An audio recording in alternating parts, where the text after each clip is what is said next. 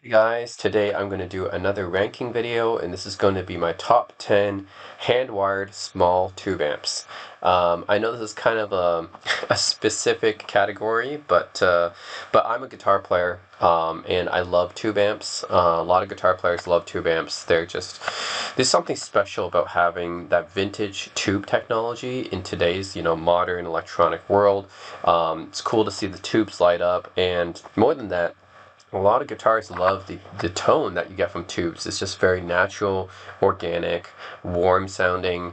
The distortion is in overdrive is very natural sounding. The breakup and everything. There's a lot of reasons why why guitarists love using tube amps, and that's why tube amps have been around for such a long time. Even though tubes itself is basically obsolete, they're not used in electronics anymore. They were replaced by transistors like decades ago. But for guitar amps and high-end audio equipment, a lot of guitarists and audiophiles love the sound of tubes. There's just something special about the tubes that modern electronics, solid state electronics, just don't have the same charm. Don't have even if they're solid state electronics have gotten a lot better in the last 10, 20 years. There's still something magical about a tube, right? Still something very special and charming about having a traditional tube amp. Just a technology that's been around since the 1930s and we're still using it now.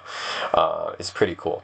Anyways, this is a specific category because I love tube amplifiers and I love small tube amplifiers because these are amplifiers you can, easily carry around to your bedroom and play. I don't really like the big amplifiers, the big heads and big heads and cabinets and half stacks and stuff like that and full stacks. Those I just find a little bit too unwieldy. They just look a little bit too intimidating for me. And as a guitarist, I've always loved these small tube combo amps. So yeah, this video is about them. I know it's very specific, so if you're not interested, then go ahead and and don't watch this video. You can watch another one. But yeah, I wanted to make this video because I just love these small hand-wired tube amps. And hand-wired is because all of these are going to be tube amps that are done by either actually all the tube amps in this video are done by hand wiring on a PCB board or a turret board or on eyelet boards, or just strip to strip, terminal strips. So the reason why I like hand wired is because it reflects more craftsmanship. Like there's more manual labor involved, and I know it's more expensive that way compared to like a mass-produced PCB board. But if you do a hand wired, I feel like there's just something special, right? You know that there's someone out there who just put a lot of time and love into making your amplifier. And not only that, I know it takes more manual labor and it's like kind of craftsmanship involved. It's kind of like how mechanical watches, like you just get more craftsmanship out of a mechanical watch compared to a quartz watch, because a mechanical watch involves someone manually putting all the pieces together so that someone did it. Someone put a lot of a labor of love right into it. And the same thing with hand wired amps. I feel like someone out there put a lot labor of love into them, into making them into like hand wiring all the different wires and capacitors and everything together. So it's nice to have a hand wired tube amp, and yeah, also they're easier to repair as well. If you have ever have something go wrong with the tube amp, you can always get it easily repaired if it's hand wired.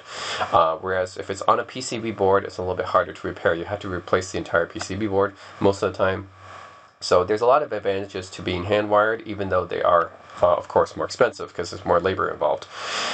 Anyways, this is going to be a list of the top 10 hand wired small tube amps. By small tube amps, I mean amps under 15 watts. 15 watts or under is what I would consider small tube amps. So yeah, anything over 15 watts I would consider to be pretty loud. I mean, 15 watts is still a lot of power for a tube amp. You gotta remember that for tube amps, the wattage is a lot louder than it looks.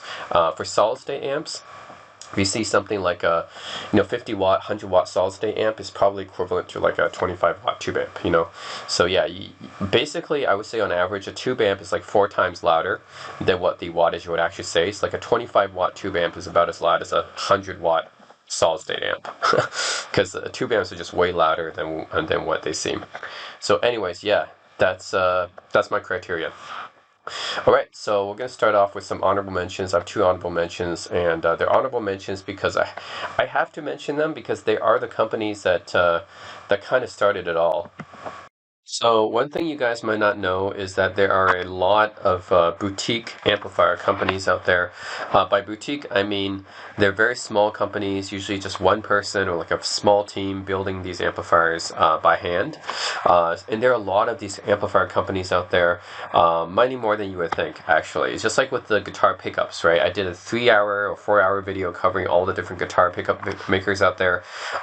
Yeah, there's like a whole like cottage industry, people winding their own guitar pickups and selling it, and then people building their own amplifiers and selling it. And it's actually a lot more than the guitar industry. So people who are just kind of new to the guitar industry, they might think that, oh, there must be a lot of guitar makers out there, right?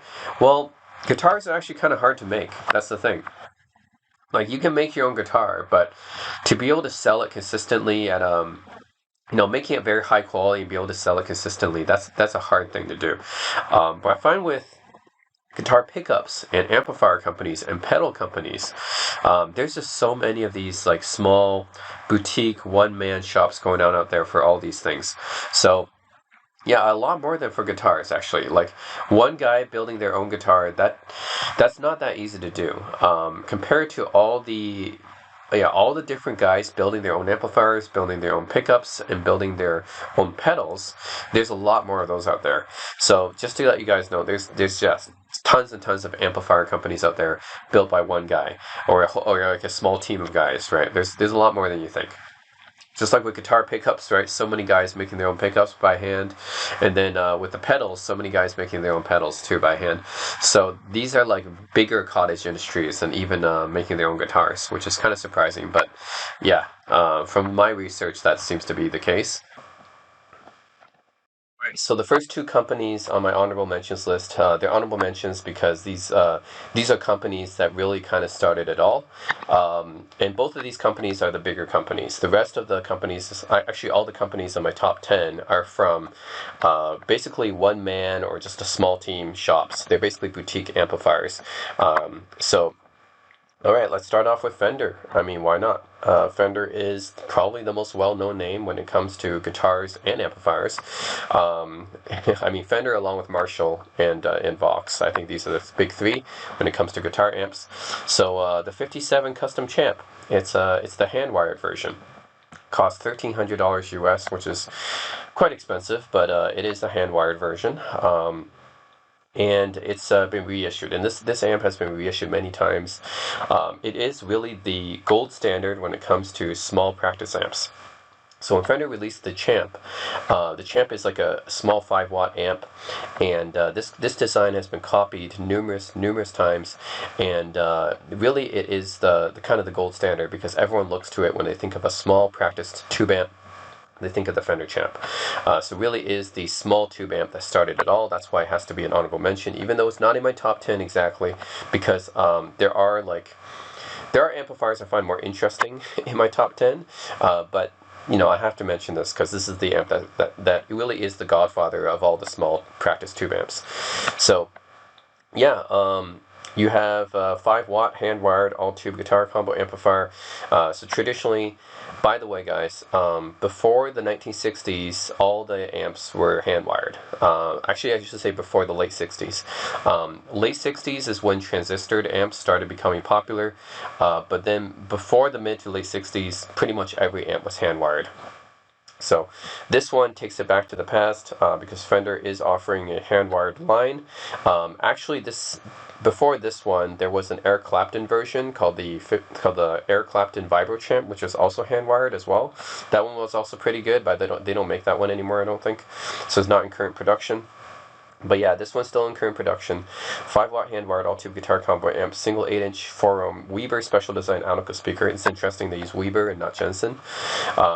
Fender amplifiers historically have used Jensen speakers, and Jensen's still a current company now, so I don't know why they use Weber here, but okay, so they have an 8-inch speaker. 8-inch is quite small.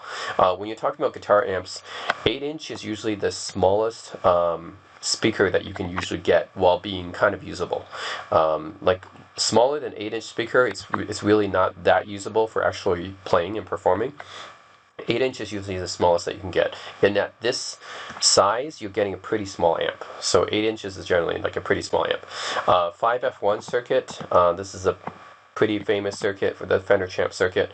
Fender Pure Vintage Yellow Capacitors and Schumacher transformers. Now, this might be just a marketing thing. I'm not sure how much this matters. But hey, you know, Schumacher's pretty well known for making transformers and stuff. Probably vintage spec capacitors are always a good thing. You got a single 12 AY7 preamp too. That's interesting. An AY7, not a AX7. AX7 is usually the more common one, so it's interesting they went with an AY7. 6v6, that's what you would expect for a Fender amp.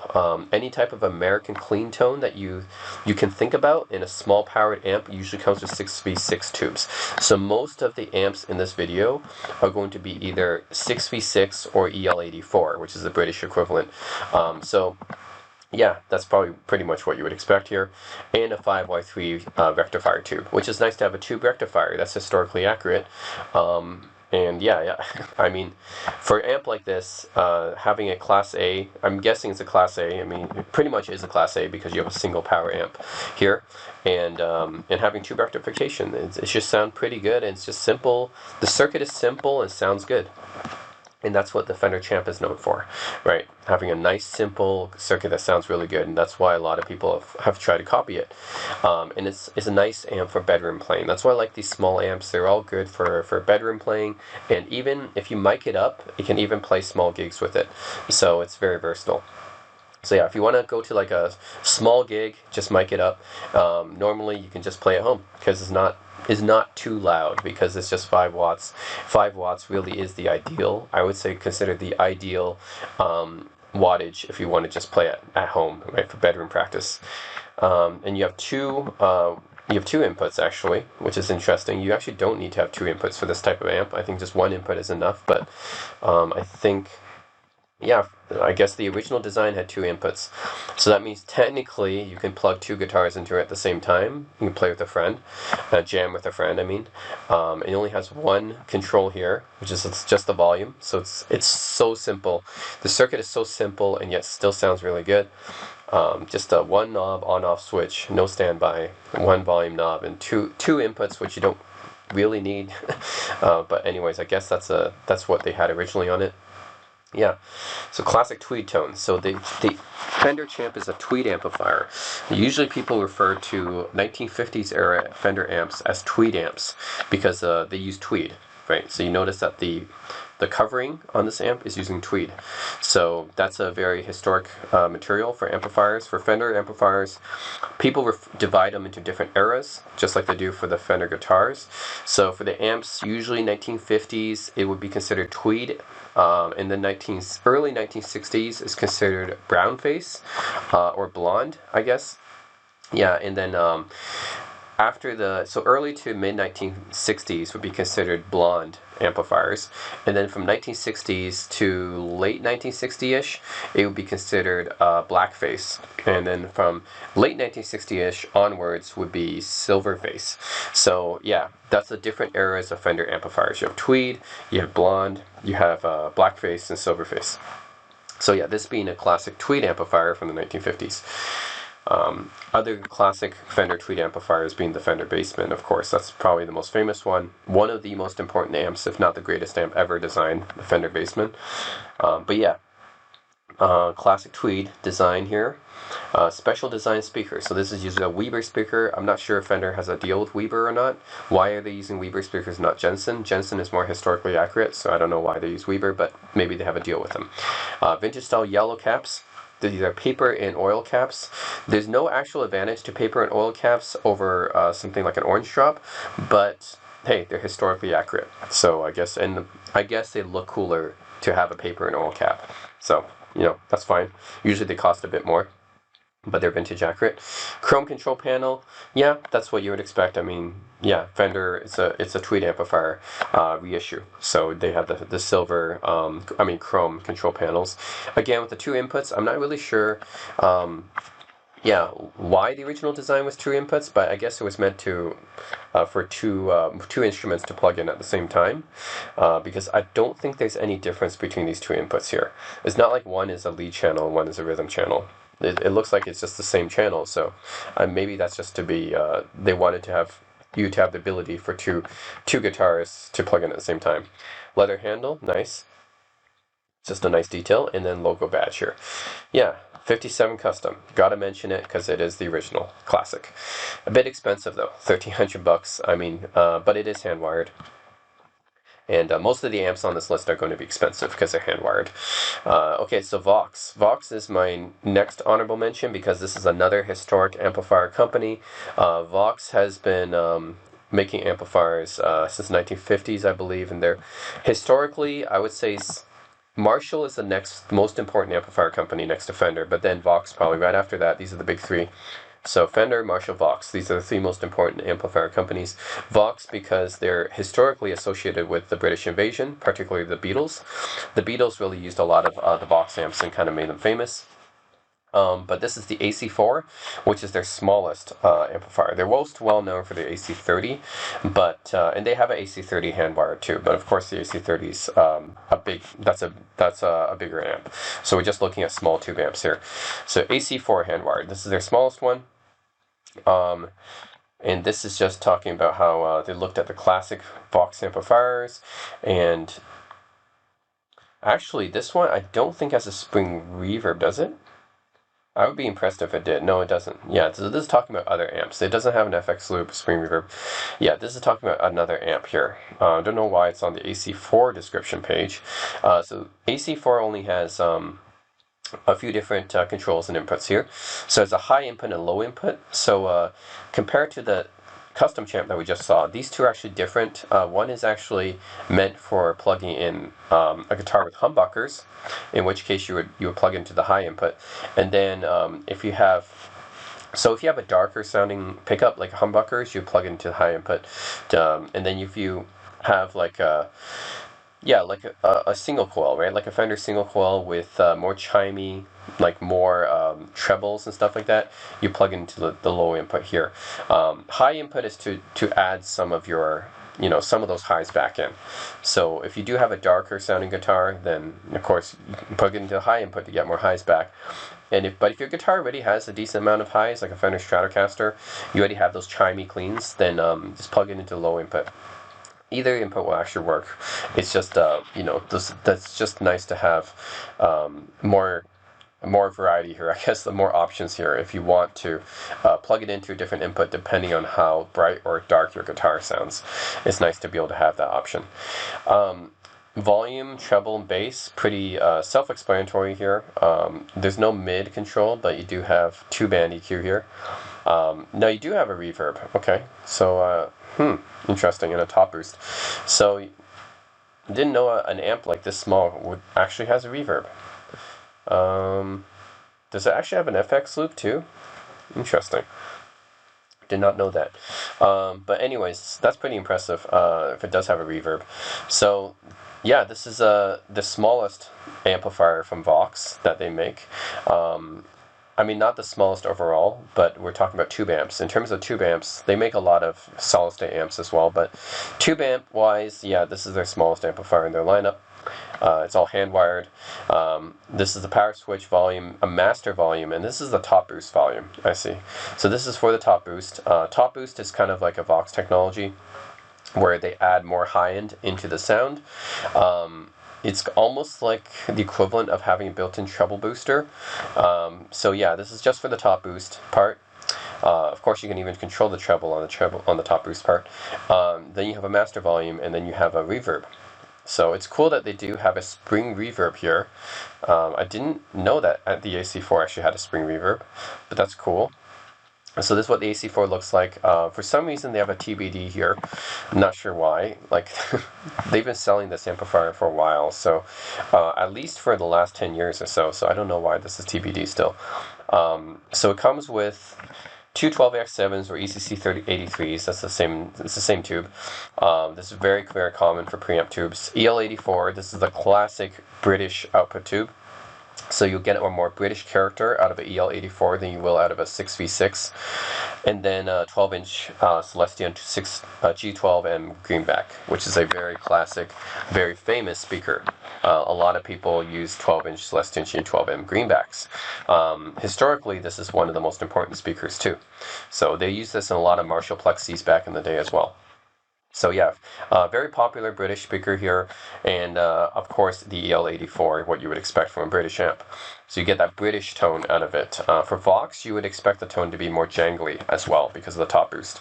Sorry guys, I think I had the wrong picture on the Vox website. I don't know why Vox put the wrong picture on the AC4 page, but the picture in the description was wrong. So yeah, as expected, the AC4 does not have a reverb, and I was like kind of surprised. I was like, I don't remember the AC4 having a reverb, and yeah, it doesn't. So this is the real AC4 here.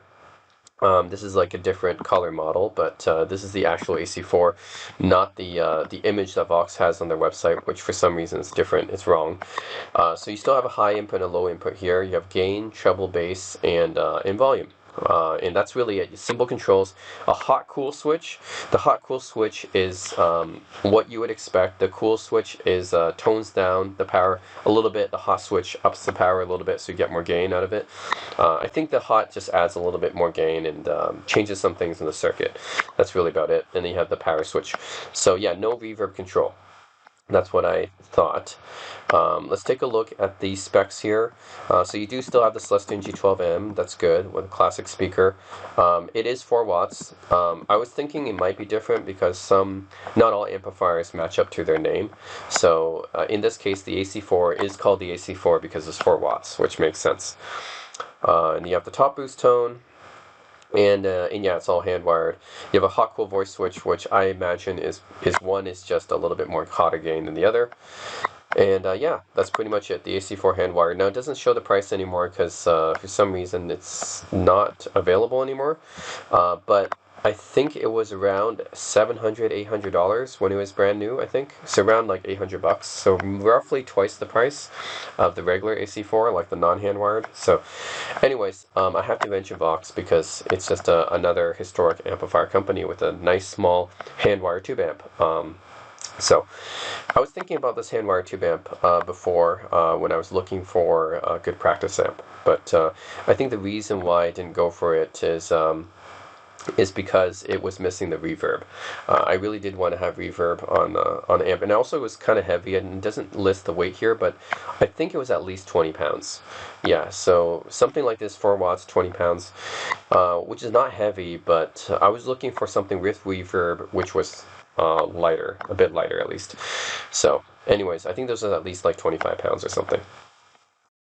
Got another honorable mention here. This is the Matchless SC Mini 2.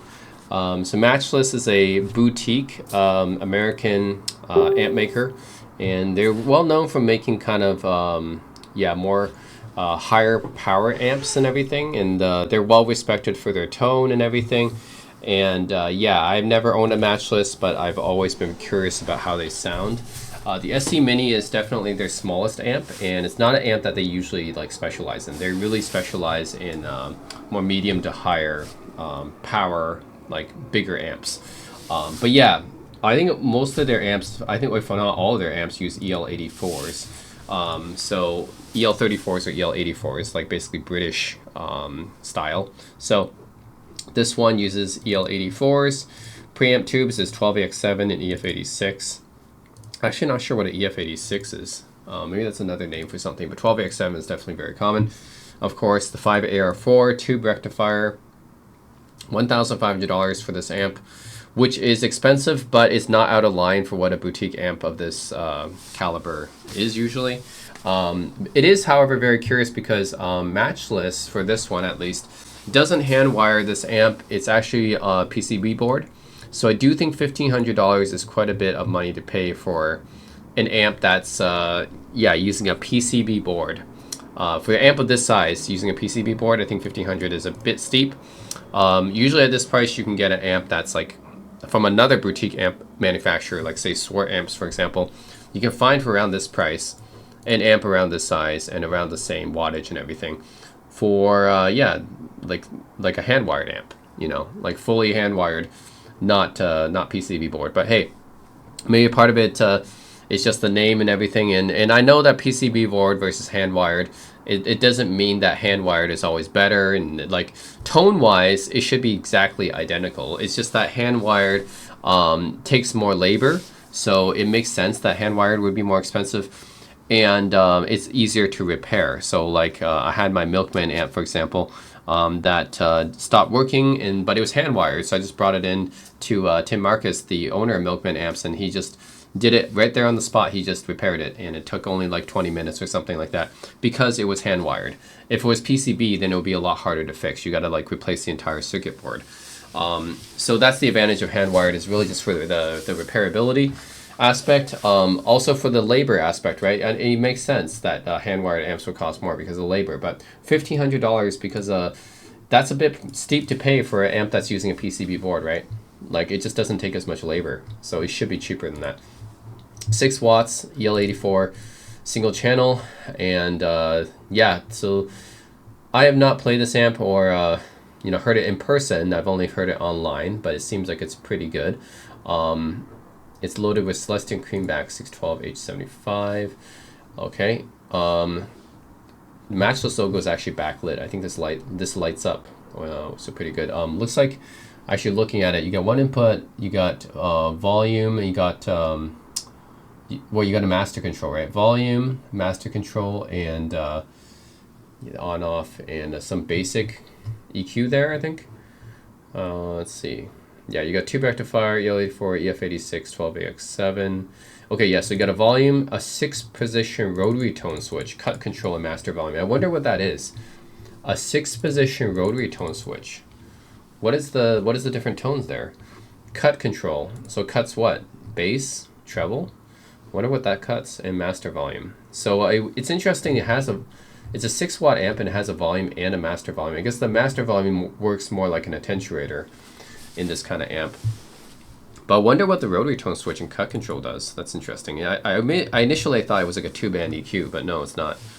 So it's interesting for sure. 5-watt combo here. It's actually 6 watts here, right? But anyways, this is Matchless's offering. Yeah, didn't quite make my list, but I do want to mention it here. And it's just very interesting that, like, I've always wanted to play an amp like this, like a Matchless amp, because I heard a lot about them. The price is a bit disappointing because I think this is a little bit steep for something that has a PCB board on it. But otherwise, I think this should sound pretty good, right? Yeah, and the rotary switch and the cut control seems pretty interesting, actually. So, and of course, it's true Class A because it only has one output tube.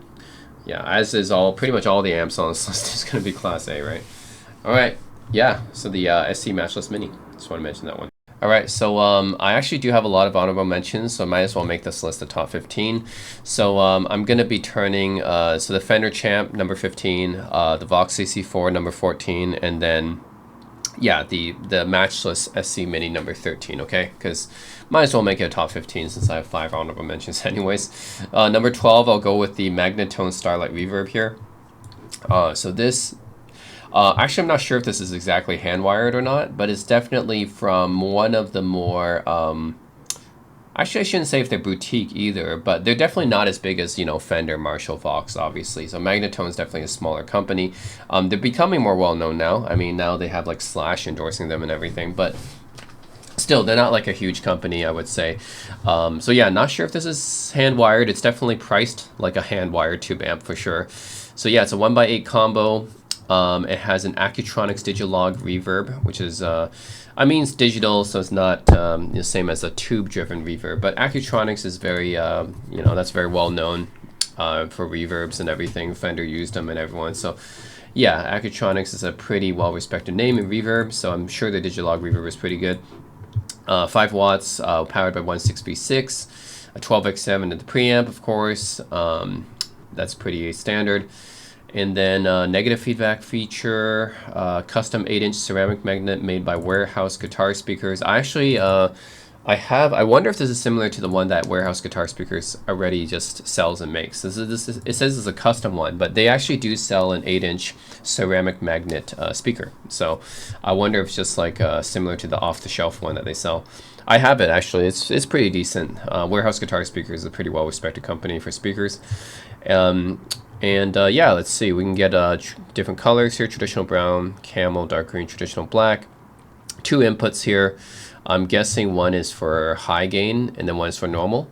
I mean, not for high gain, but one is for, you know, brighter pickups basically, and then one is for you know, humbuckers essentially. So some of these amps are like that. If you have humbuckers and single coil pickups, they have like different inputs for them.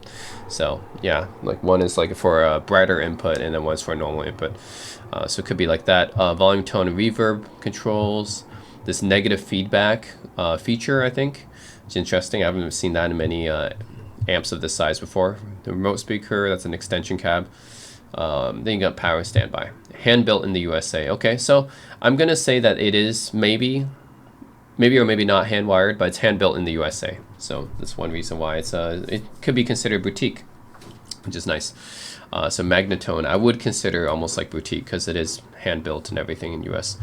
12X7 6v6, of course Class A because it only has one power tube. So yeah, 19 pounds. So yeah, it's not too heavy or anything. It's generally just the right size and the right weight. So want to highlight Magnatone Starlight Reverb. It's the smallest amp in their collection, and well, I've never played a Magnatone before. They generally tend to be a bit higher gain compared to other amps, but yeah, this one looks pretty nice. All right, so that's going to be my number 12. Number 11, going with Lewis Electric HD12. So this is this is definitely a boutique company, not like really well known or anything, but they make a good lineup of amps, all hand wired. So the HD12, $2,500. Wow. Based on the 5F10, so it's based off a 50s Fender Tweed, essentially, the Tweed Deluxe and the Harvard. So it's not based on the Champ, which is interesting. Yeah, the 5F10. So it's based on two of the popular. So it's based on the Tweed Deluxe and the Harvard amp. I actually don't see too many other amp manufacturers basing them on these particular amps. That's pretty interesting. They usually choose the Fender Champ or the Bassman. But yeah, the Tweed Deluxe and the Harvard is interesting. Yeah, so it has a top-mounted design, bright volume, normal volume, and tone. 4 inputs, 2 high and 2 low. Yeah, so that's what I'm talking about. So these 2 inputs here, like there's a high and a low, essentially. You would choose the high input if you're going with a single coil, and the low input if you're going with humbuckers, I guess. And but this one has 4 inputs, 2 high and 2 low. So I guess that's interesting. That's like, why do they have 4? I think that's maybe if you have 2 players playing through the same amp. I think this might be from a legacy feature from back in the day, maybe in the 50s. People can't afford more than 1 amp in a band, so multiple people were using the same amp. So then that makes sense. You have 4 inputs if you have multiple people in the band all sharing the same amp. So I guess that's interesting. A single 6AT6 tube. Oh, okay. So you have a 12X7, that's a more well, this is definitely a standard, right, for guitar amps, but the 6AT6 is interesting. I've never really seen that in modern amps. But this one still has a 6AT6 tube as an additional input. That's really interesting. So you rarely see 6AT6. That's definitely not common, but 12X7 is the standard. So, okay. So yeah, this is, I think, the smallest amp that Lewis Electric makes. So it's a 12-inch speaker here, a Weber Alnico, 18 watts, which is actually quite a bit of power, I would say. AB1 fixed bias, 4 input. Yeah, so 1 6AT6 tube and also 2 12X7 tubes and 2 6v6 output tubes, 5 AR4 rectifier tube and weighs 30 pounds. Yeah, I mean, for a 12-inch amp, this is a decent weight, not too heavy actually. And of course, it's a hand-wired eyelet terminal board construction, hand-selected caps and resistors, custom-built, hand-built transformers, belt-on tube sockets. Yeah, it's a boutique guitar company, and another hand-wired amp from them, from Lewis Electric. I've never tried their amplifiers, but it looks pretty interesting. Yeah, I'm really curious about the 6AT6 preamp tube. I rarely see that. And even the 5AR4 rectifier, I would say, is not too common. Usually, I'm used to GZ34s.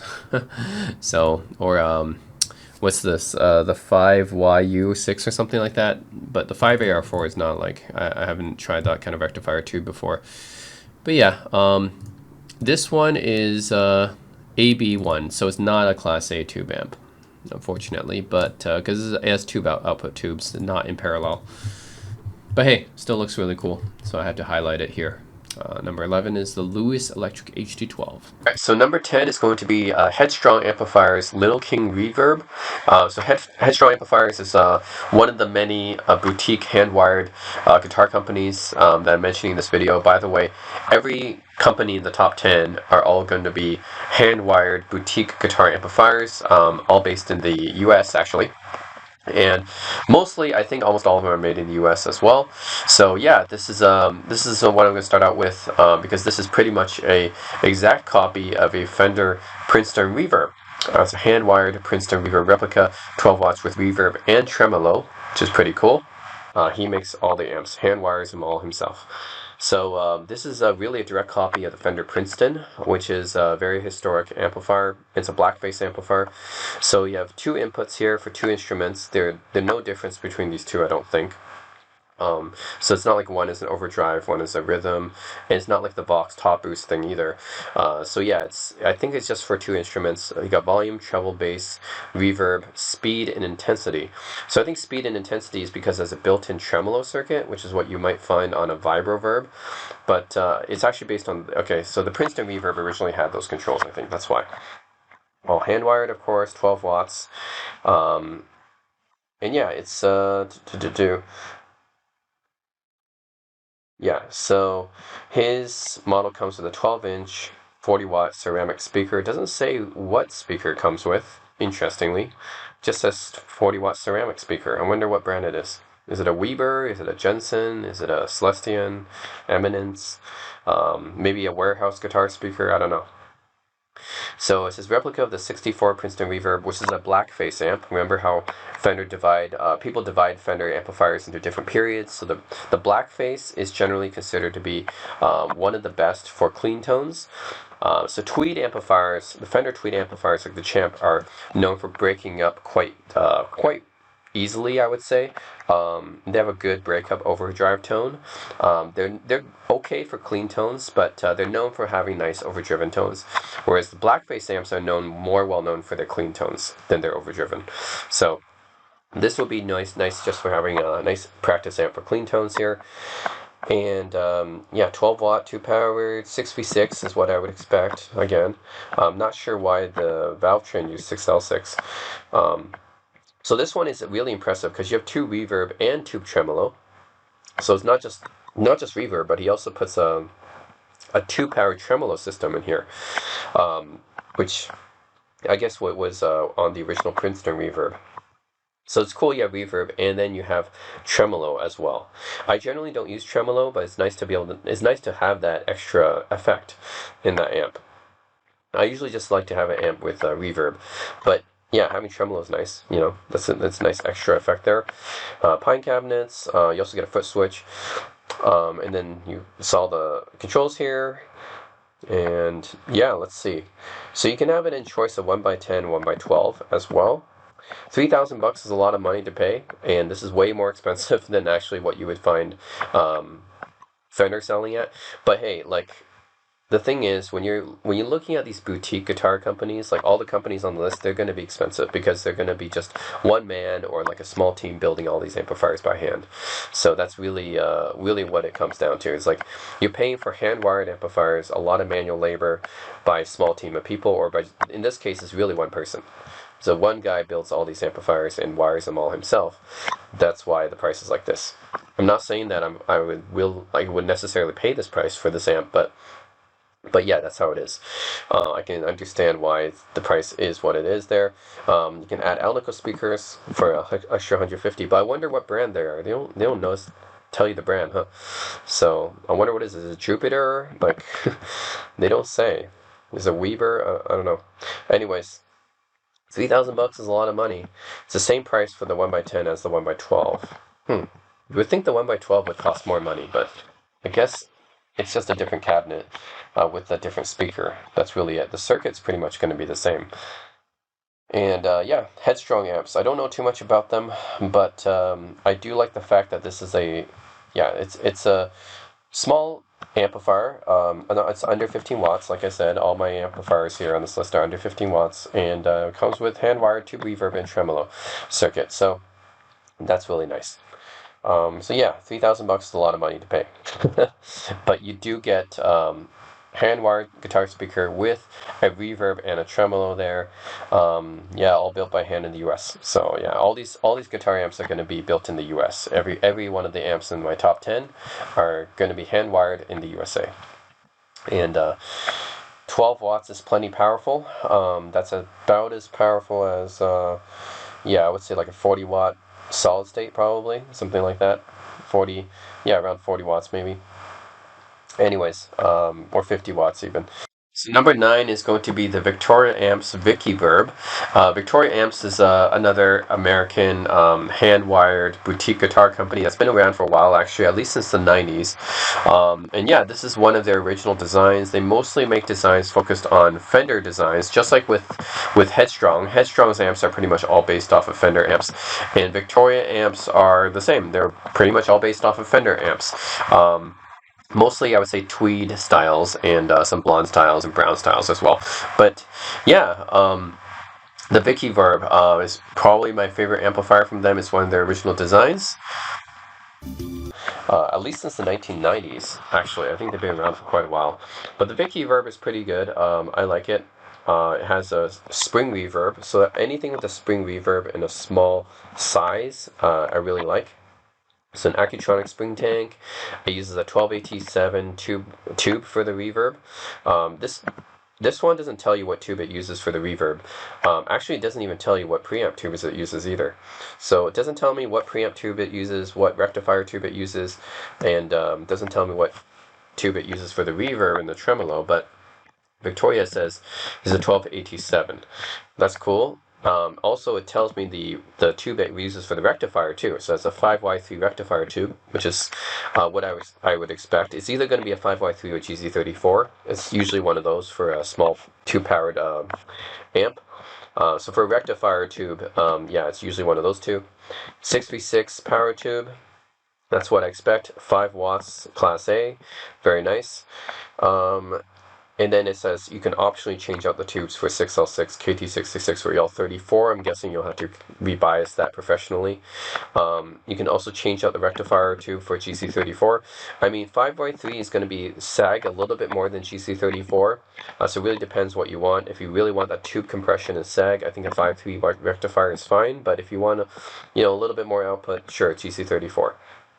And you can upgrade the 6L6 to a 6. I mean, you can upgrade the 6V6 GT to a 6L6 GT, which is a more higher powered tube. Oh, it says no biasing for adjustments are necessary. It's interesting. Does it have a cathode bias or something? No, I wonder if it's auto biasing. Okay, then I would think if you swapped it out for a different tube, then you would have to rebias usually. But okay, maybe it's cathode biased. But yeah. That's a pretty nice tube complement. 5Y3, 6V6, 12AX7, or a 12AT7. Actually, I wonder what this. Oh, sorry, it's 12AT7 for reverb. Yeah, 12AX7 for the preamp tubes. Yeah, $2,400. Pretty expensive, but again, it's hand wired. It's made in the U.S. And it has a spring reverb circuit built in.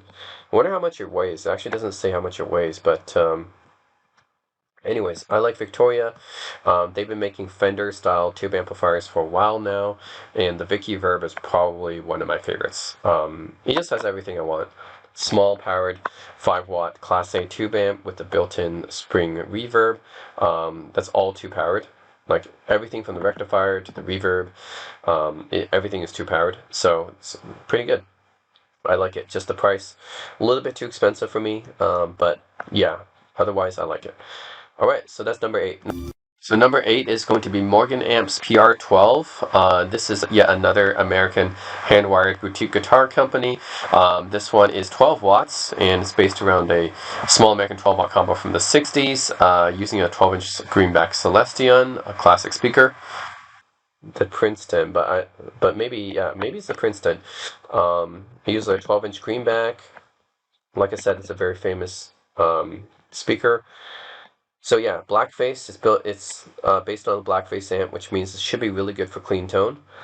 And then you get a reverb in it as well, which is great. I love having reverb on small amps like this, dual control. Good for pedals. I mean, any Blackface amp should be good pedal platform because their clean headroom is really good. Okay, so you get 12 watts Class AB, not Class A, Class AB. That means they're probably using more than one output tube, which they are. Yeah, they're using two 6v6s. G12M Greenback Classic speaker, ceramic. Spring tube driven reverb, and Mercury Magnetics transformers, that's high quality. 38 pounds. I guess, so some of these other companies, they don't tell me how much the amp weighs, which is kind of, yeah, honestly, I kind of want to know how much it weighs. So it kind of sucks that some of them don't tell me how much it weighs. It's nice that Morgan tells me that. It weighs 38 pounds. Okay, that's all right. It's not like it's not super light, but it's not like not super heavy either. But when you're talking about like a small amp, it is more on the heavy side. Hand wired in the USA. And then you can learn more about it. It's just one guy, Joe Morgan. So it's a boutique amplifier company, which means that it's a small team, usually headed by one guy. Yeah. Morgan amps. I don't own any of their amps, but it sounds really good, so it has to be on this list. And I like the fact that it has spring reverb, and it looks to be pretty powerful. 2 output tubes, and I like that they give a pretty nice spec sheet here.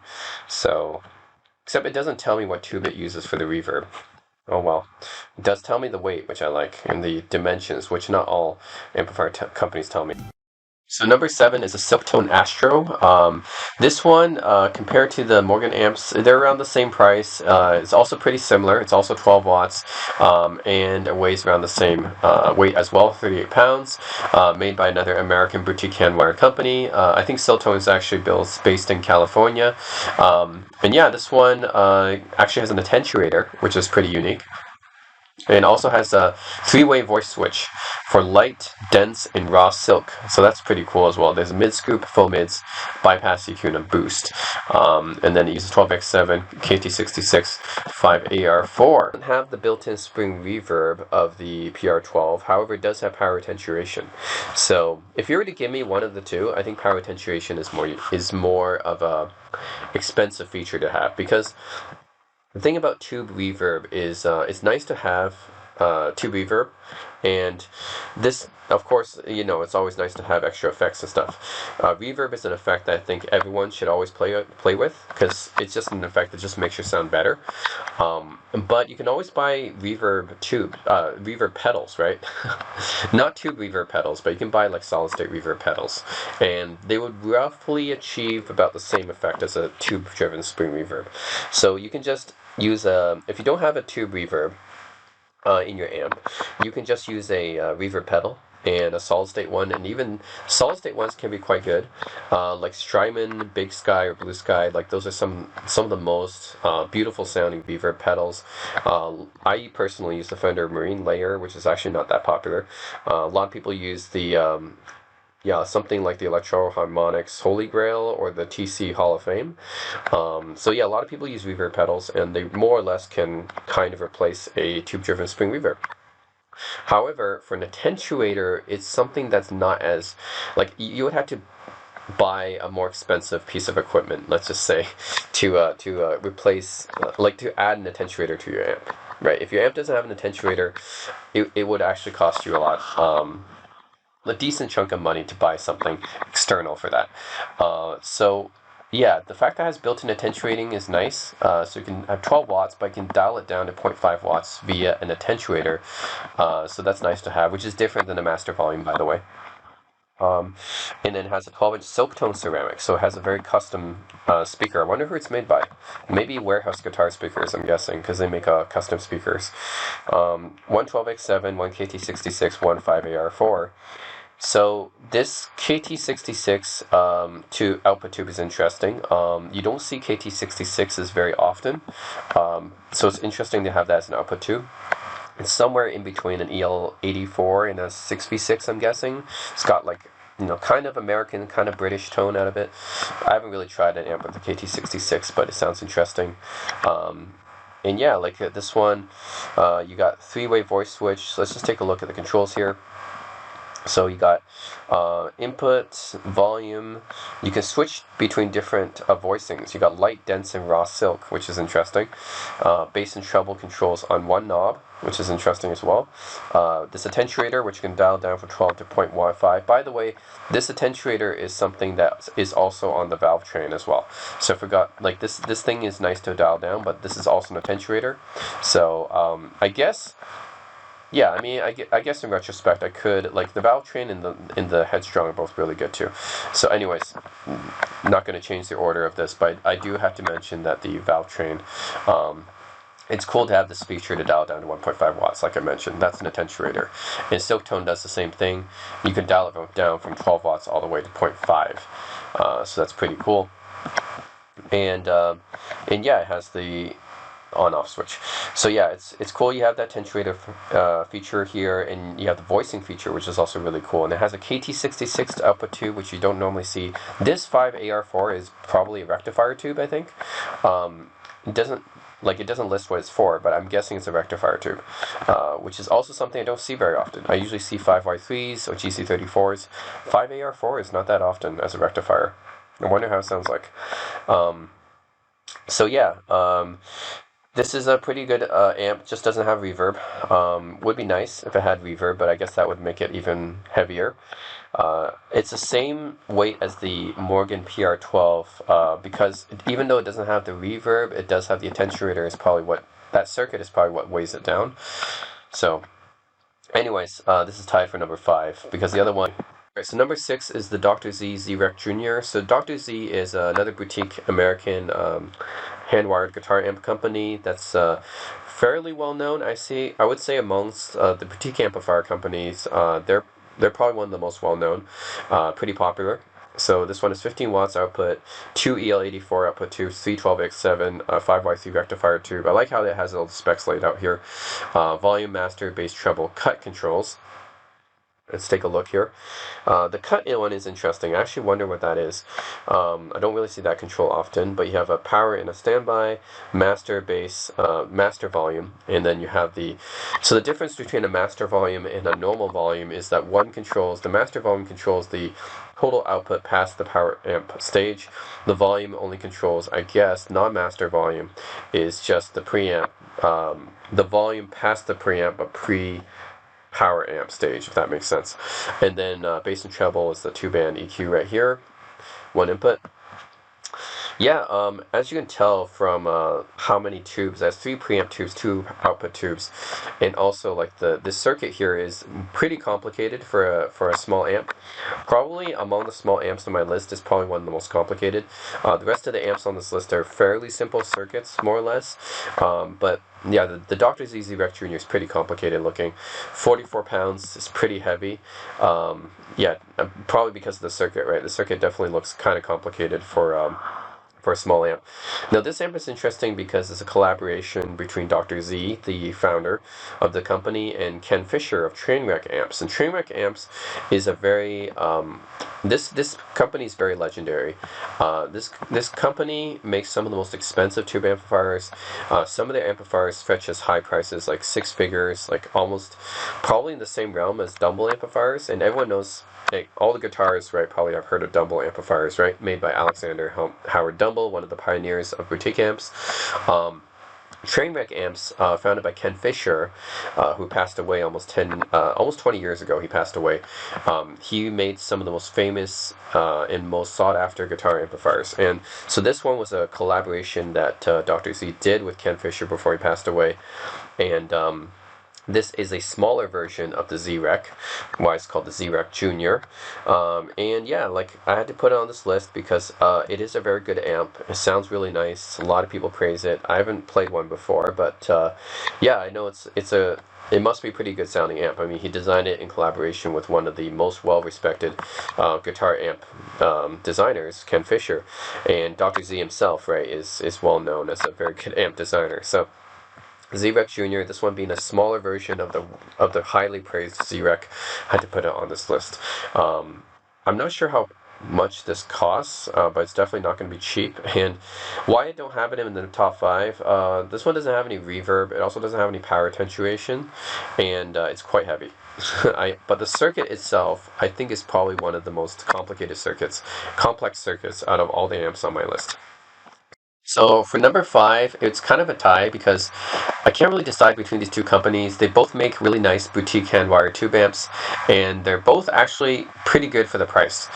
They're both like kind of in the more affordable range, I would say, compared to the other companies on this list. So the first one we talk about is the Valvetrain Lexington Reverb. So Valvetrain is probably one of the lesser-known companies on this list, but they do hand-wire and hand-build all their amplifiers in Florida, I believe. American-made 7-watt 1x10 combo. 7 watts is interesting. It's not like a common wattage that we see. We often see like 5 watts, 10 watts, 15 watts. We see multiples of 5 usually, so 7 watts is kind of interesting, I guess. 10 inches is right in the Goldilocks zone, I would say, for these small tube amps. If you want like a really small compact tube amp, it's like an 8-inch speaker. And then if you want like a decently powerful small tube amp, it's like a 12-inch speaker. This one's right in between the Goldilocks with a 10-inch with an all-tube spring reverb, which is nice at this price point. So the price point isn't listed here, but when I looked on Reverb, it's actually pretty good. A brand new one costs around $1,200 US, which is a really good price. So I know it's not cheap, compared to a regular amp, but $1,200 for a hand-wired boutique tube amp is very good price. And like this is all using made in America parts. Even the speaker is from Eminence. So the Eminence Legend 10-inch speaker. Eminence is a pretty good speaker manufacturer, not as popular or as well known as Celestion, but I would say they're one of my favorite speaker companies too.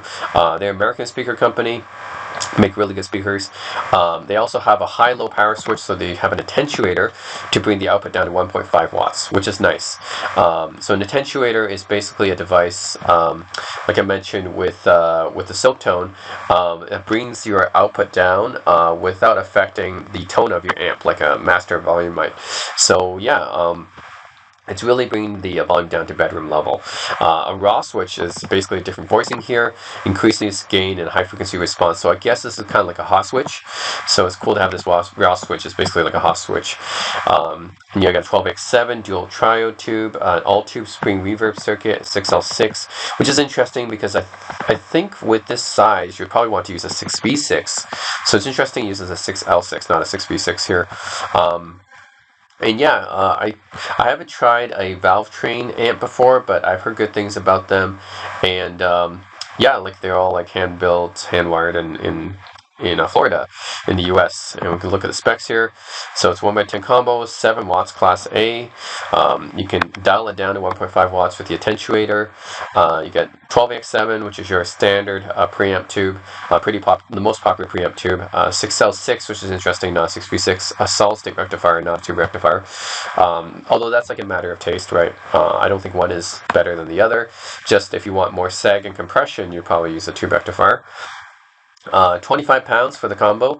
That is a pretty decent weight, actually. It's definitely not heavy, actually, for tube amp. This is definitely one of the lightest tube amps on this video. An Eminence Legend 10-inch speaker. That's a pretty good speaker. Everything hand wired with an extra hot switch here. Cathode bias meaning that when you change tubes, you don't have to rebias it. That's nice. So yeah. I think overall this is a really good amp, especially for the price. $1,200 for a hand-wired tube amp like this. That's a pretty good price, right? Especially in today's age, right, where you have like inflation everywhere. I think that's a pretty good price, and also it's a pretty good weight as well, 25 pounds. Okay, so tied for number 5 is the Tone King Gremlin, which is also a pretty decently priced hand wire tube amp. So also they're based in Baltimore, I believe. And Tone King is it's one of those brands I've been looking at for a long time. They've been in the business for a while. They've been making high quality amplifiers for a while, and I really like their design. You can see a very distinctive design here. Their amps kind of look like TVs, which actually Valvetrain's amps look pretty nice too, pretty distinctive. But yeah, Tone King amps, they have this like TV front design, very reasonable price. I mean, compared to the Lexington Reverb that we just saw from Valvetrain, this is a little bit more expensive, but it's still much cheaper than most of the amps you'll see on this video. It's 5 watts, not 7 watts, but you do get a 12-inch speaker, not a 10-inch speaker here, so a little bit bigger speaker. I think the speaker makes the biggest difference in amps. So a 12-inch speaker would definitely seem louder than a 10-inch speaker, even if the wattage is a bit less.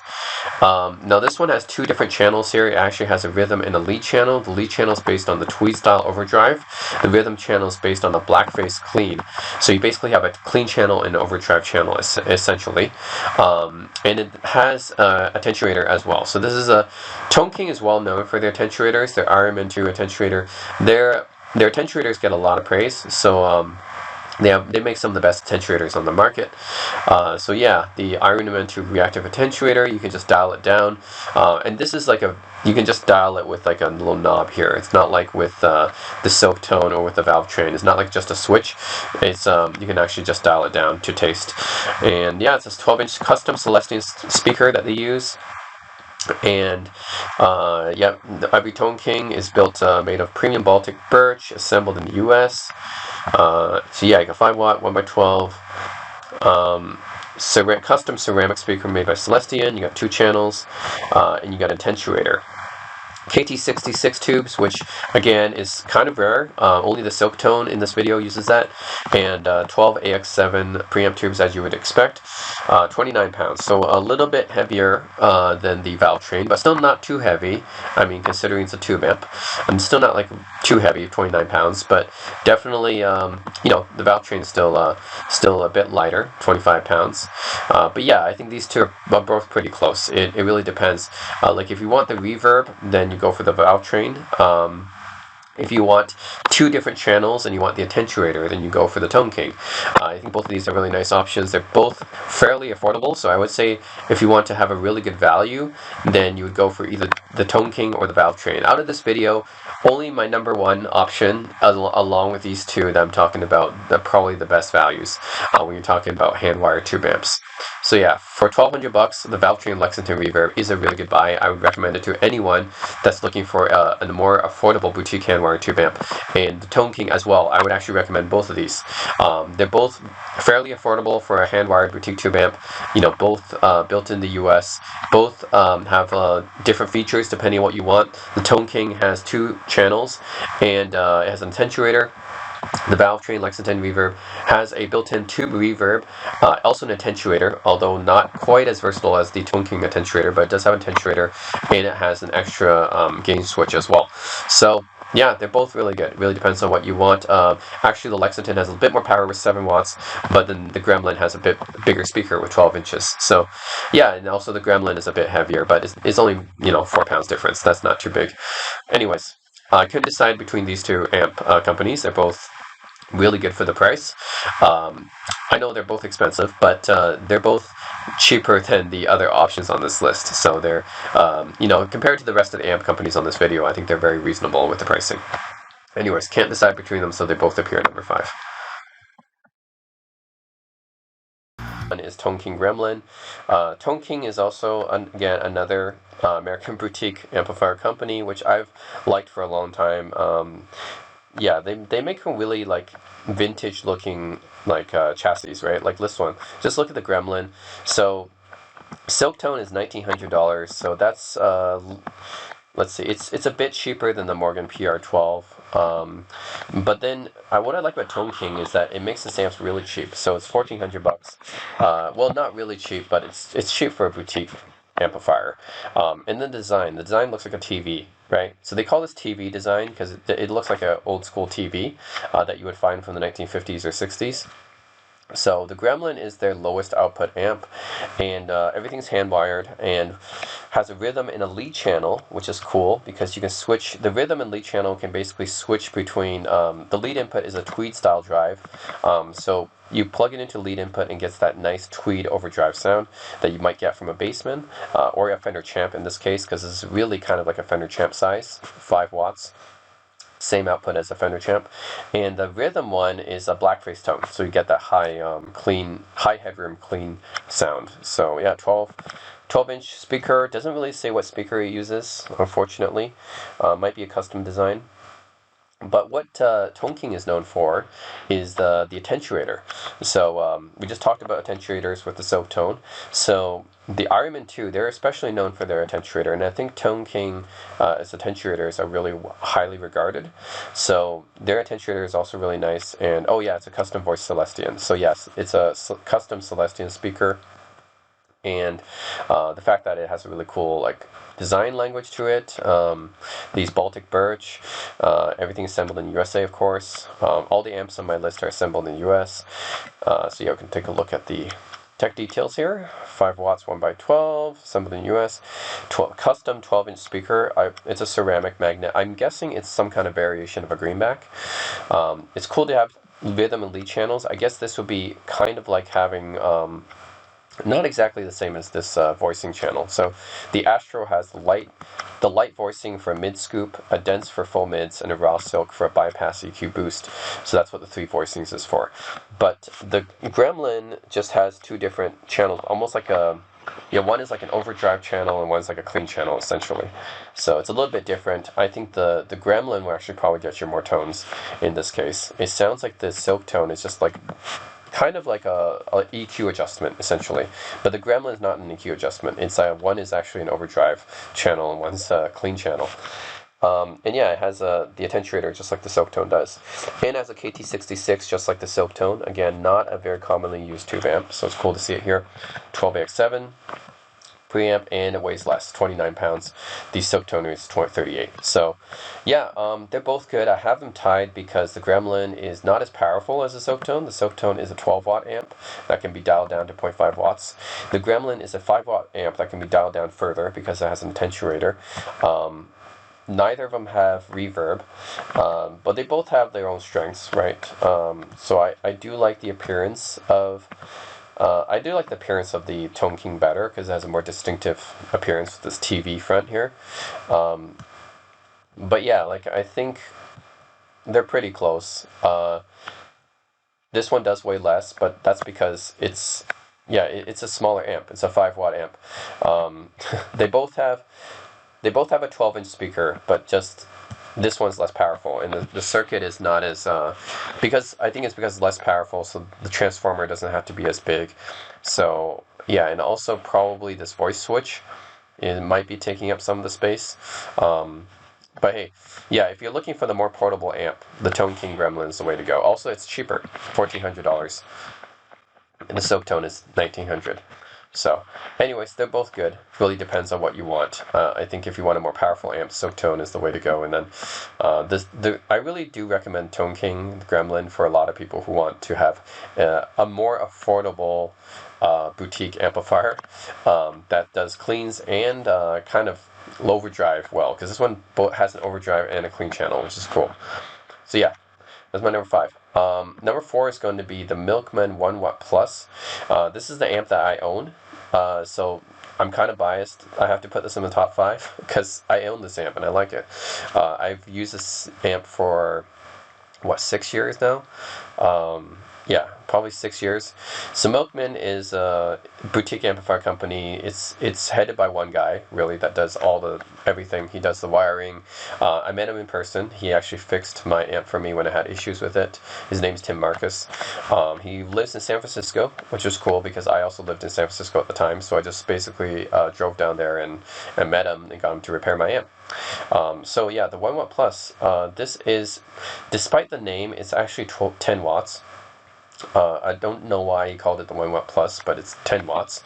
It's 2 6v6 tubes running in parallel, which means he calls it Class A because it runs in parallel. I'm not sure if it's actually Class A or not, but anyways, he calls it Class A.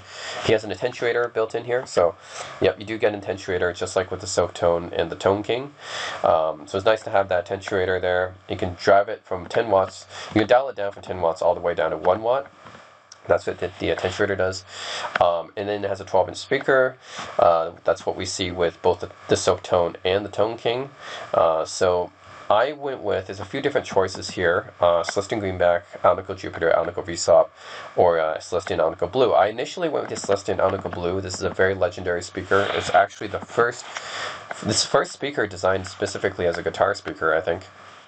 And the Celestion Alnica Blue is really good for rock tones. It's very mid-rangey.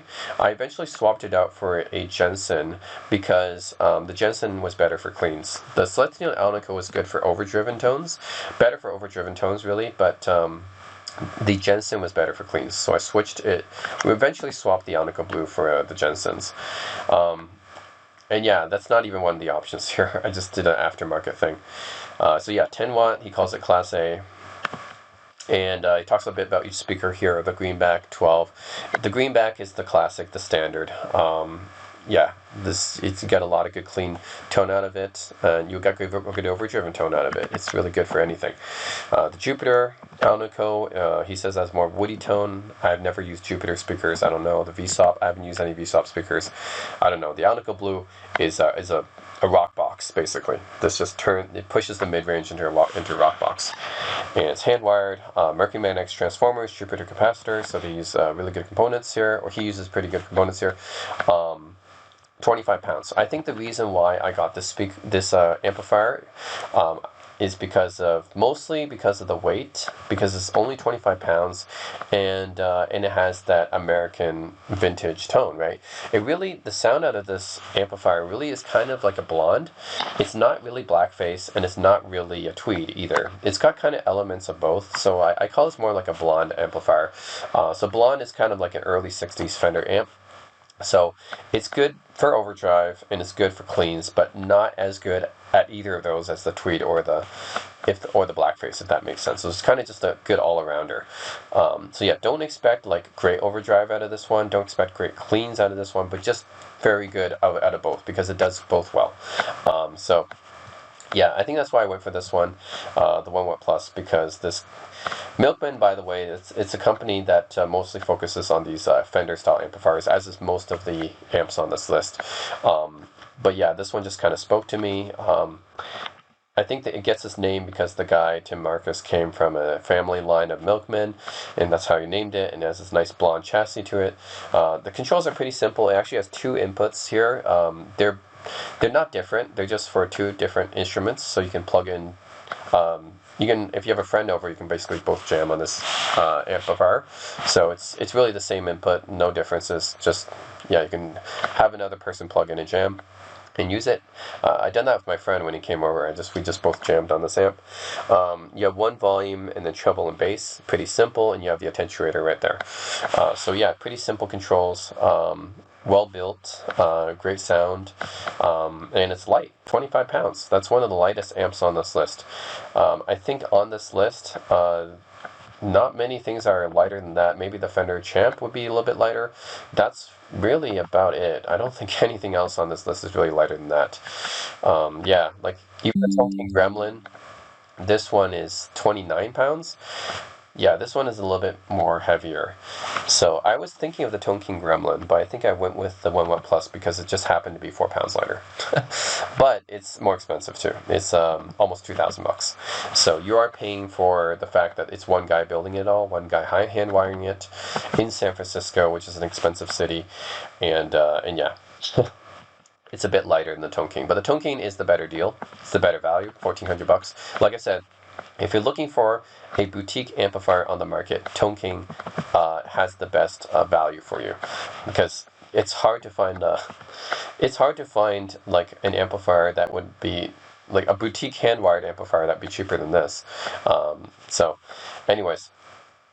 That's my number 4. My number 3 is going to be car amplifiers, which I don't have too much experience with, but I do like their amplifier selection. It looks really vintage looking. Kind of reminds me a lot of the old Supro amps, actually. I think it reminds me of a Supro or Valco amp. But this says it captures the sound of a 4x10 super reverb inside a really small amp. Yeah. So this is only 10 watts. Yeah, it's only 10 watts. That's fine. That's a lot of my other amps on this list are 10 watts. That's loud enough for a tube amp for bedroom playing. Has a tube-driven reverb in it. EZ81 tube rectifier, which is interesting. Not a GZ. It's not a GZ81, a EZ81. Okay. And there's 3 different voices here, so just like with the Silktone, there's 3 different voices: extra scoop shimmer, push blackface, and more gain and shift and EQ circuit. Okay, and then you can look at the features here. So this is another American hand-wired company, of course. 10 watts full output, 3 different voicings, so it's different than the 1 watt or the Gremlin. The Gremlin actually has 2 different channels. The 1 watt just has 2 different inputs, and the car has just 3 different voicings, so it's kind of more like the Silktone. Jupiter capacitors, 3-band tone stack, so you can travel mid and bass. It's cool to have mid. You usually don't see mid, actually. You just see 2-band, but this is a 3-band, which is nice. You can choose a 12-inch or a 10-inch speaker. Looks like they're custom speakers by car, which is cool. Custom car transformers, that's cool. They have the custom transformers, so it's not like a... Well, I wonder if it is. Maybe they're not disclosing it. So it could be a Mercury Magnetics, it could be a Haler-Bower, or it could be Schumacher, who knows. Pine cabinet, spring 2 reverb, 2 rectifier. You can look at the specs here. Yeah, so 10 watts. You do have a built-in attenuator here, just like on the Milkman and the Silktone and the Gremlin. So 2 watts down to 10 watts down to 2 watts. Hand wired, of course. US made transformers, capacitors, yeah. So yeah, they don't say who made the transformers, but that's interesting. 212X7 preamp, 12 AT7, this is for the reverb,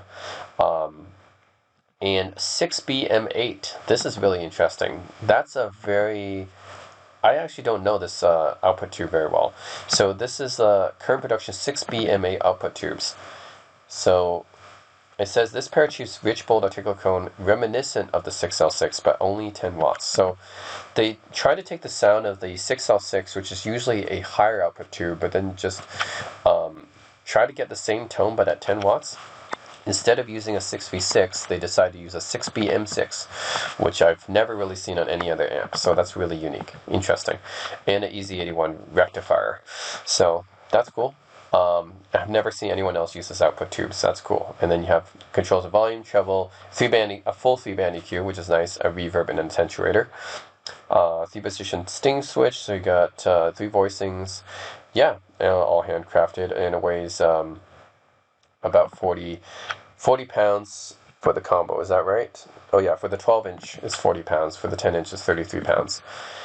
Either way, it's a bit heavier than the Milkman and the Tone King for sure, but I do like the features and the look of this amp. So really cool vintage looks, very unique output tube with the 6BM6. I like the fact that it has 2 reverb and it has an attenuator.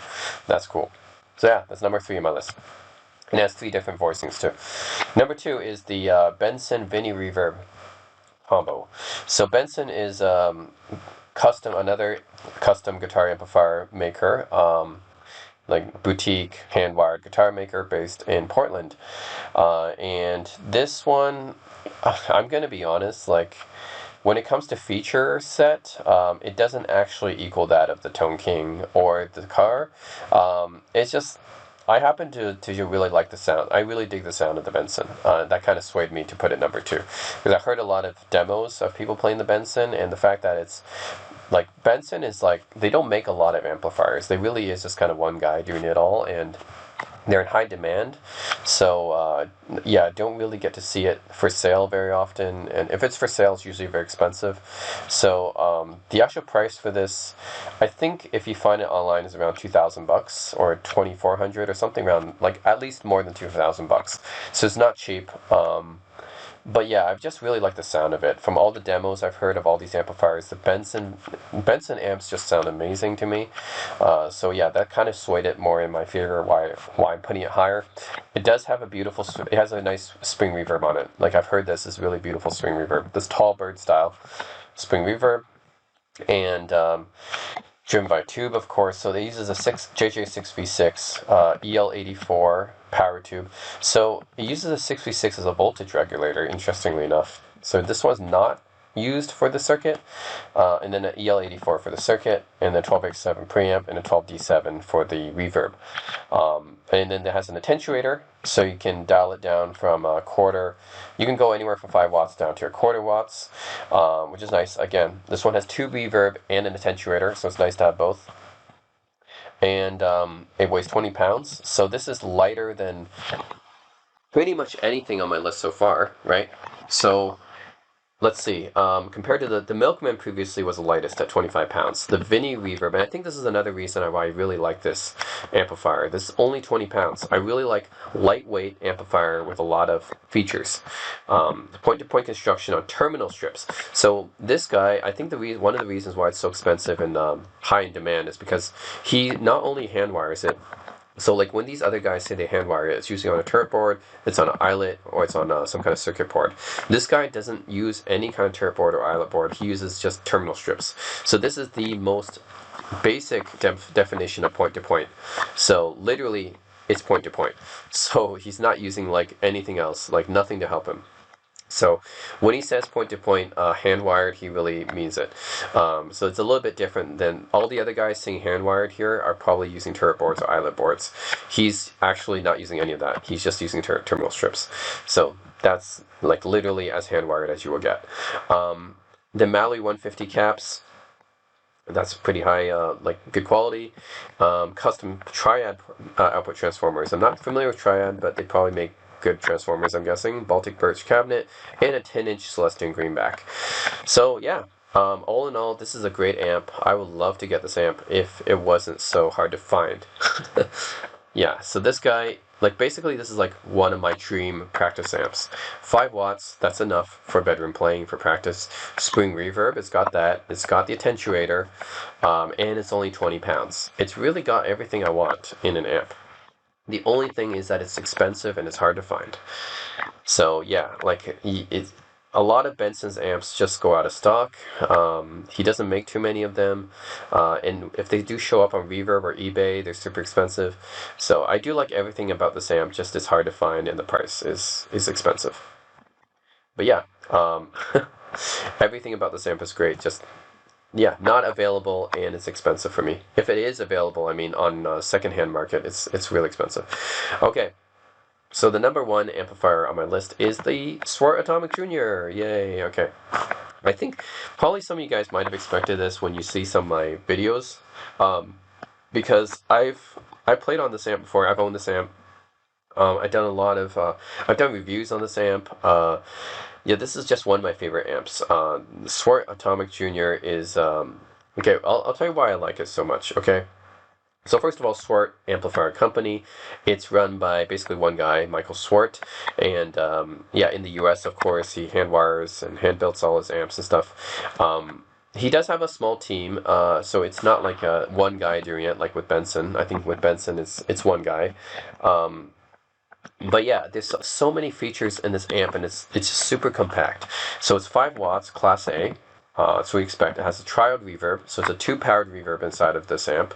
6v6 tube rectified, 14 pounds. Okay, this is important. You see how the Vinny reverb was to date? I mean, 20 pounds. That's a really good weight, right, for an amplifier. I really like I like small amplifiers that sound really good, have a lot of features, and are light and portable. Okay, the Swart Atomic Junior even beats that. 14 pounds. I've never seen any other amplifier that's as light with a built-in tube reverb. Like, this is the only amp I found, like, that's this small and compact and has a built-in spring reverb, and it's only 14 pounds. That's amazing. It's the lightest amplifier that has these kind of features. So that's really amazing. It has this really nice tweed look to it. So it looks kind of like the Fender Champ would, except it's, you know, it's kind of Swart's interpretation of it. Whereas with Victoria, they just kind of straight up copy Fender. They don't really make any changes. But Swart just like, you know, he keeps the tweed look, but kind of makes it his own. On the back is the controls. So he doesn't put the controls on top. He puts it on the back. A little bit more annoying, but it's fine. One input, volume, tone, and space. So he keeps it simple. Space is the reverb control. So yeah, basically volume, tone, and reverb. That's your 3 controls. Power, easy. And he just keeps the circuit really simple. Not too many features. It's not like the Dr. Z amp that we saw. That one was actually kind of complex for a small amp. This one keeps it simple, but that's also fine. I like to have a nice, small, simple amp. And yeah, the reverb on this is just incredible. It's so big for just a small amp. Actually, I don't turn up the reverb anywhere past 4, because at past 4 it gets it's almost too much. So you can see all the features here. They have a lot of features. He puts all the specs here. That's another thing I like about this. The fact that this page, the description is important, right? He puts a lot of specs. Everything you would want about this amplifier, he just lays it down here. 5 watts Class A. Actual Class A, not like parallel or whatever. You can choose a GC34 or 5R3. I think mine had a GC34. You have a 12DW7 spring reverb tube. Hot and clean mode switch. So you have two voicings here. One of them is just like a more one of them is just a higher gain version, basically.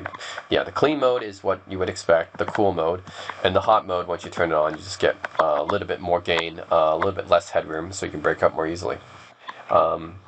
And then you get a 6v6 tube. You can choose 6L6, but I will stick with 6v6 usually. You can choose your rectifier. So GC34. So basically, they will go with JJ tubes, which JJ is a high. JJ makes really nice quality tubes, so I don't have any issue with that.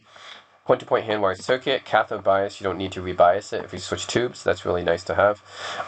Mallory caps, so carbon comp resistors, really high quality components here.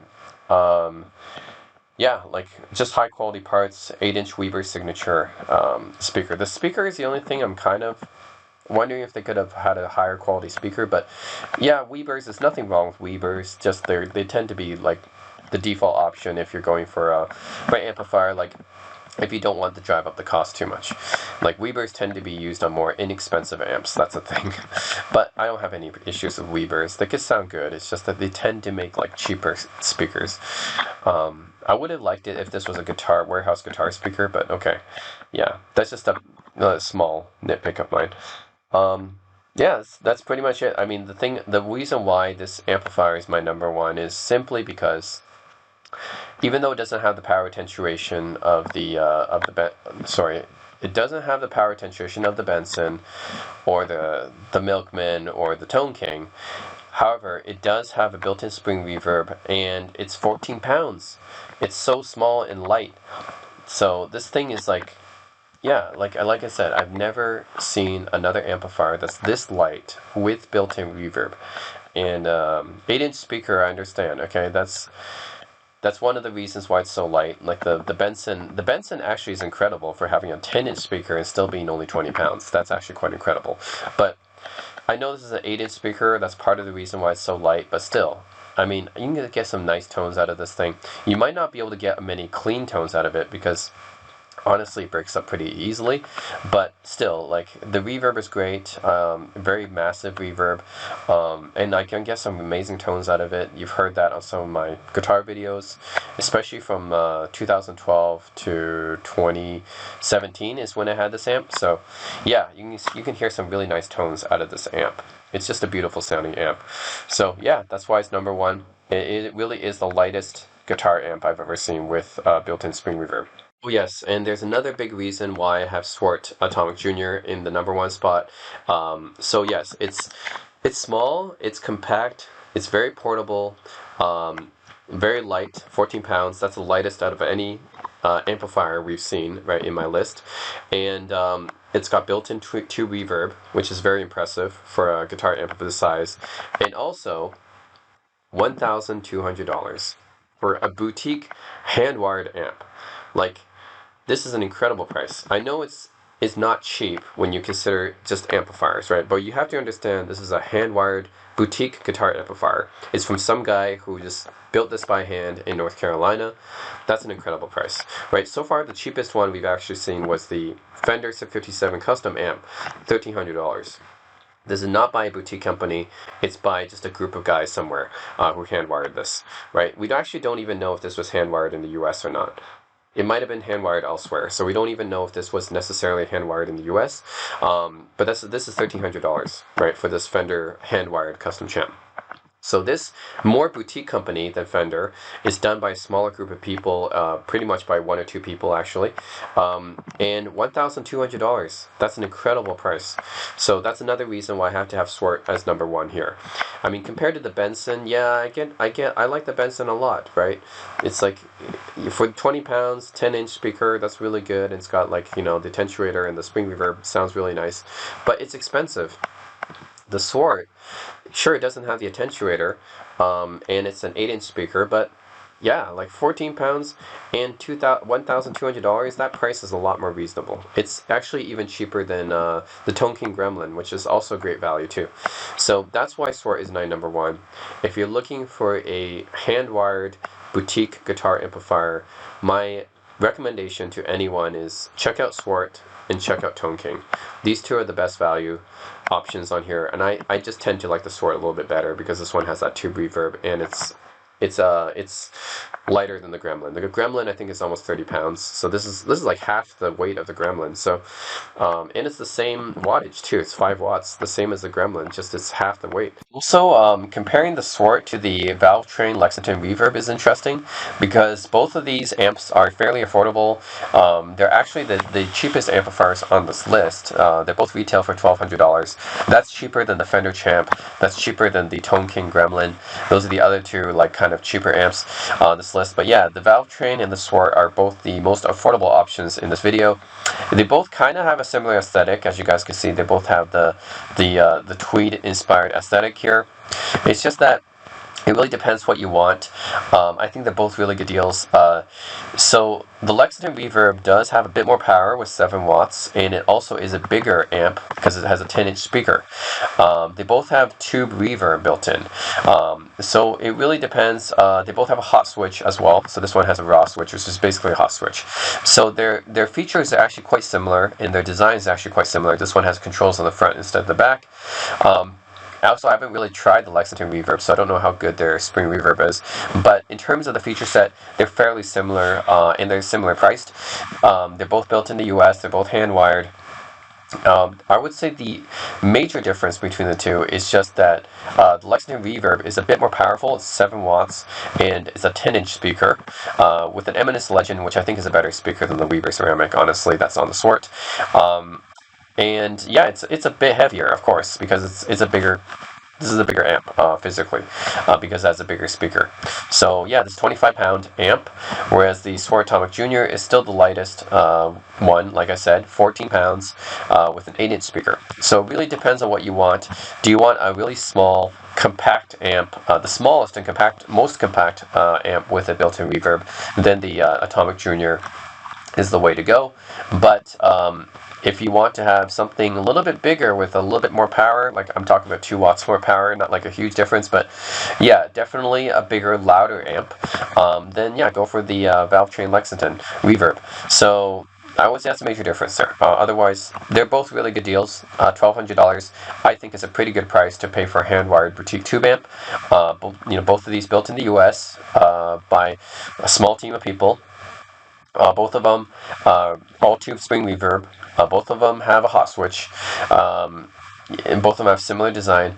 I would say, yeah, it comes down to, do you want 7 watts and a 10-inch speaker? Also, this one has an attenuator as well, which, yeah, the Swart doesn't, honestly. Or do you want to just have a very light tube amp for practicing?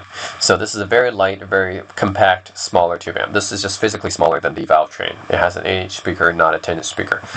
So yeah, I forgot about the attenuator, but that's another point. If you do want to have this attenuator option, this brings it down to 1.5 watts. And that's a really nice option that the Swart doesn't have. So anyways, the Valve Train Lexington Reverb does have one more feature, which is that attenuator. Otherwise, it really depends on, do you want to have a bigger amp versus a smaller amp? Yeah, they're both small, just the Swart Atomic Junior is smaller, and it's more compact. So I would say it depends on your needs there, but they're both really good, very good values for what you're getting. So yeah, I would say it really depends what you're looking for. Are you looking for a really nice American-made hand-wired small tube amp for the price? Then that's the Valve Train Lexington Reverb. But if you're looking for something just the smallest possible hand-wired tube amp that you can get with built-in reverb, the most compact size that you can find, then that's the Swart Atomic Junior. So it really depends on your needs there. The Lexington has a few more features, but overall, I would say it really just depends on what you're looking for in the size. So anyways, tube reverb, half the weight, and it's cheaper. So yeah, nothing more to say. Swart is an amazing guitar company, guitar amplifier company, and yeah, just love their amps. And the fact that they managed to make these hand wired, like they really are like hand built, because each one has a serial number, and then I can see inside of the amp who actually built it. So yeah, it's usually Michael Swart. I think he has another helper, but it's usually the guy who owned the company, Michael Swart. So like I said, it's built by like one or two guys, and yeah, like to be able to find a hand built guitar amplifier for $1,200. Yeah. Anyways, that's why Swart is my number one. So it's good enough to make it number one, and it sounds amazing. I mean, that's the other reason. So it's small, it's compact, it's light, it has built-in spring reverb, and it sounds great. Yeah, it doesn't need too many features. But that's all I really wanted from a small practice tube amp. So that's it, guys. That's my top 10 ranking of different small hand-wired, mostly American tube amps. Let me know what you guys think in the comment section below. I know this is kind of a niche topic, but I felt like talking about it. So yeah, that's it, guys. As always, thanks for watching.